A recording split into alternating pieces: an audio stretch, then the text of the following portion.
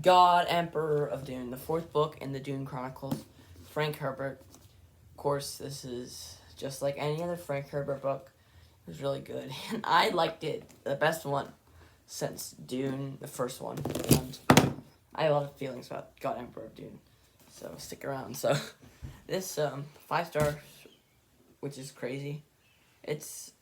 I don't think it's perfect. It's very not perfect, but for some reason I couldn't put this down. So just here's my review on God Emperor of Dune. If you didn't know, first book in the Dune Chronicles, fourth book in the Dune Chronicles. The first book was my favorite book of all time, and I think this was a pretty crazy book. And if you give me the summary on paper, it sounds really weird.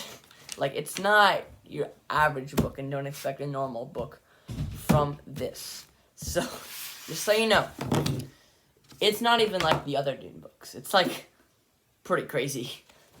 So, telling by the cover, I mean, if you can tell, the first are kind of this desert theme. This thing does not have a desert theme.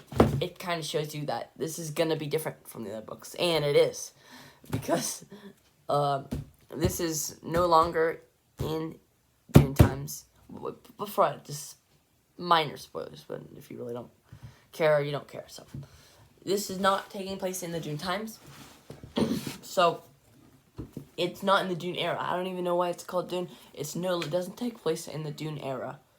It takes place in Arrakis, but they no longer refer to it as Dune because it's no longer a desert planet. This is 2,000 years later. 2,000 years have passed since the Children of Dune. And Leto is still alive. That was very confusing. He merged himself with a sandworm. That's one of the craziest things that happened in this book. Leto is basically half sandworm, half human. And he's kind of like Jabba the Hutt. So I visualed him as Jabba the Hutt because that's how he lived so long. He lived for like 2,000 years. And which is crazy because like it right now it's only 2021 BC right now. And so basically Dune and Children of Dune, that's just as much from how many years have we've been BC.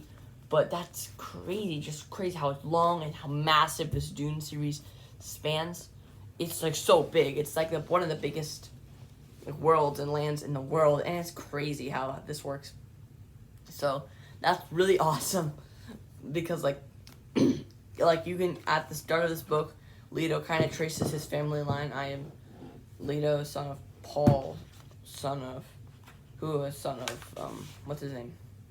The first Duke Leto, and then he would kind of do with his family line, because you can see like how this is kind of evolving, and this is kind of a bridge book. I would say felt like kind of a bridge book between these books and the two Heretics in Chapter House, and then there's 2 books to wrap up the series by Brian Herbert and Kevin J. Anderson, and which I probably will be reading, but so it kind of bridges it.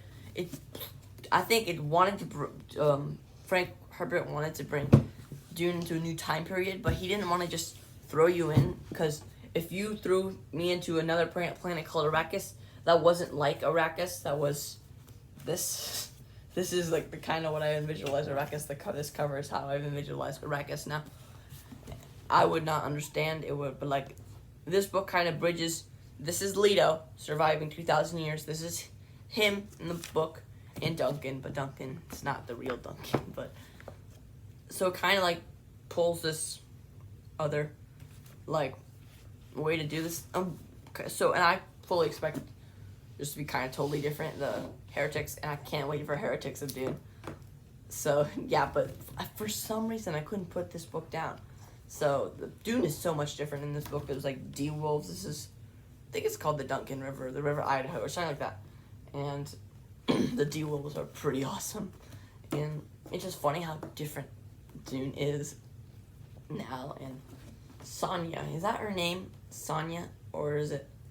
See, I never read these out loud, so I just kind of like, the name resonates in my head, but I don't know how they're pronounced.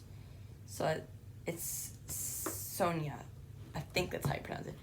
I don't know if she's gonna be in the later books. I hope she is, but yeah, this was a pretty awesome book, and I would give it 5 out of 5 just because I couldn't put it down for some reason, and I sped through it. So yeah, 5 out of 5. God Emperor of Dune, but not as good as Dune. I think I liked it better than Dune Messiah and Children of Dune.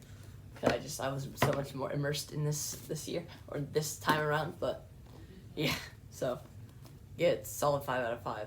But yeah, God Emperor of Dune. It's not really a disappointment. I know a lot of people don't really like these sequels, but I still think they have the vibe of Dune, and they're obviously not Dune quality. If I could, Dune would be like a 9 star out of 5, but they don't let you do that, so. So yeah, God Emperor of Dune, pretty good book.